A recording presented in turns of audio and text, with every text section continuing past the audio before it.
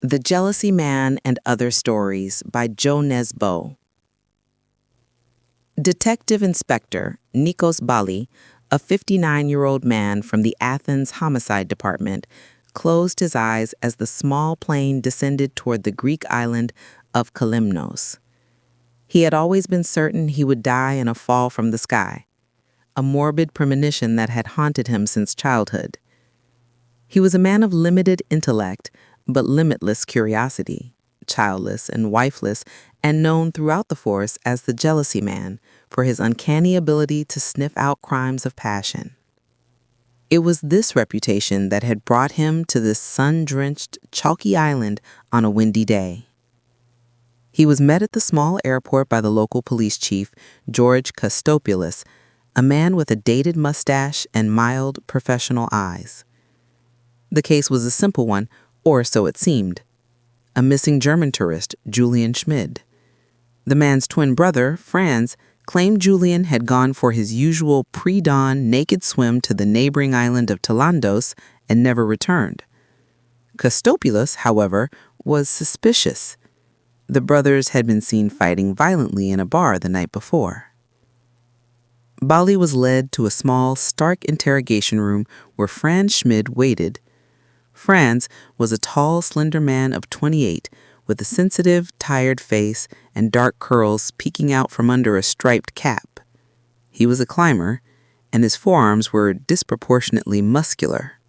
Calmly, he recounted the story of his brother's disappearance, explaining how he had woken at 6 to find Julian gone and later found his brother's dry towel on the jetty. Balli pressed him about the fight. Franz explained it had started over a game of billiards and that he, drunk, had thrown a ball and hit Julian on the head. He had driven his brother toward the hospital, but Julian insisted he felt better and they turned back, not wanting to risk a drunk driving charge. They returned to their room and, according to the landlord, had continued their loud quarrel. The detective, with his unnerving and empathetic gaze, asked what they were truly fighting about. With a sigh, Franz told the story that was the heart of the matter. It was about a woman. Her name was Helena, a waitress in the village of Emporio. Franz had fallen deeply in love with her, and they had met secretly in the ruins of Polychora, an ancient abandoned stone village on the mountainside. He had shared every detail of his burgeoning romance with his identical twin, Julian. Then his phone disappeared. He soon discovered Julian had stolen it, used his number to contact Helena, and because they were identical, had impersonated him on a date. In the bar, Julian had cruelly claimed that he had confessed the deception to Helena and that she had forgiven him, declaring her love for Julian, not Franz. This was the lie that had fueled the brothers' furious final argument. After Franz's uncle, a lawyer in Germany, called and cut the questioning short, Balli asked for a warrant to check Franz's phone records, noting the flicker of panic in the young man's eyes before he consented. As they walked through the station, a friendly golden retriever named Odin bounded up to Franz, who affectionately scratched the dog behind the ears, his face transformed by a radiant, genuine smile. Balli, ever the observer, had the water glass Franz drank from sent for DNA analysis. He then examined Julian's phone, which had been left behind. A call came through from a climbing friend, Victoria Hessel, but it yielded no new information.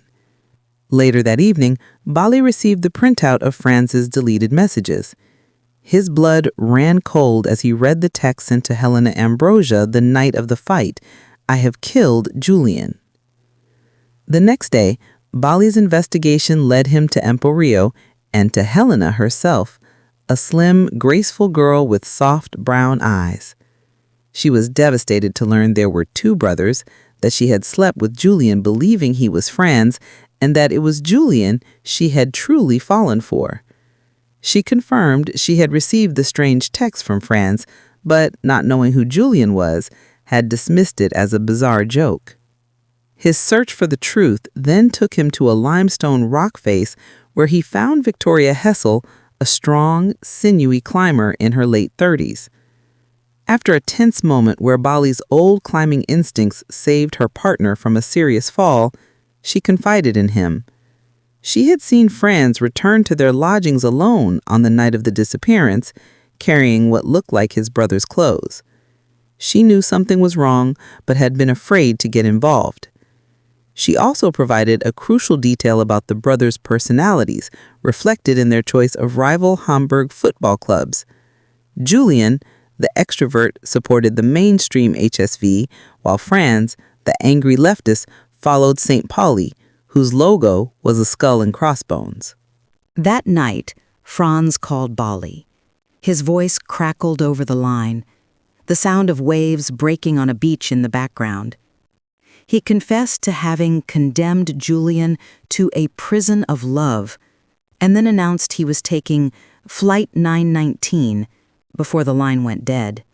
Balli knew that 9x19 millimeters was the caliber of a Luger pistol, the same type of antique weapon Franz had purchased in Pothia. The following morning, Franz Schmid's car was found parked by a sandy beach. A trail of footprints led into the sea. His clothes, wallet, phone, and St. Pauli cap were in the car. In the shallows, the divers found the old Luger pistol. It seemed the case was closed.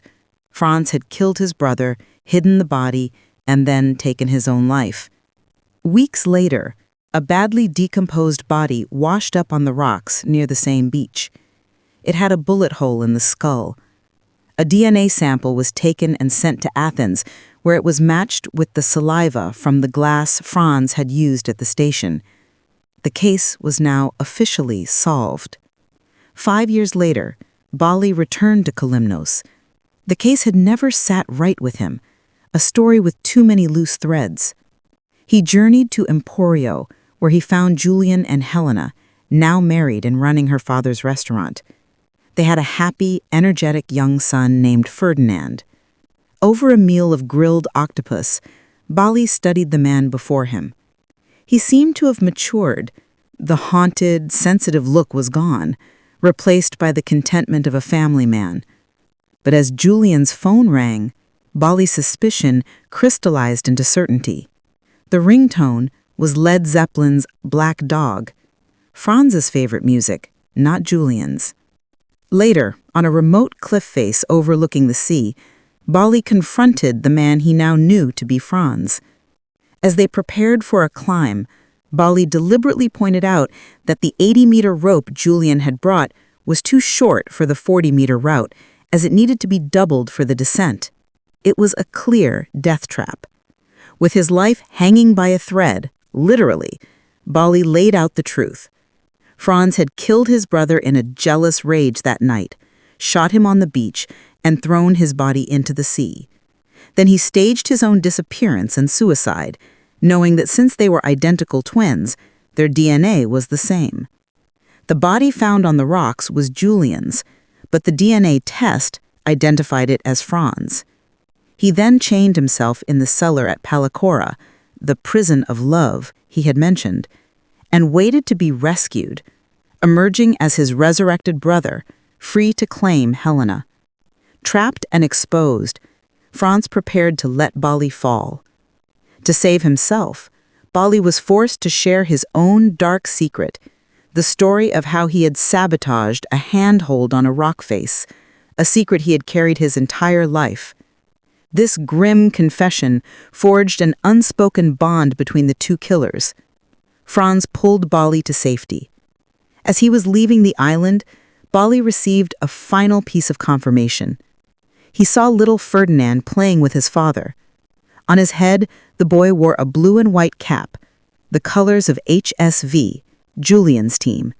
Franz had stolen his brother's life, his love, and even his favorite football club to complete the deception.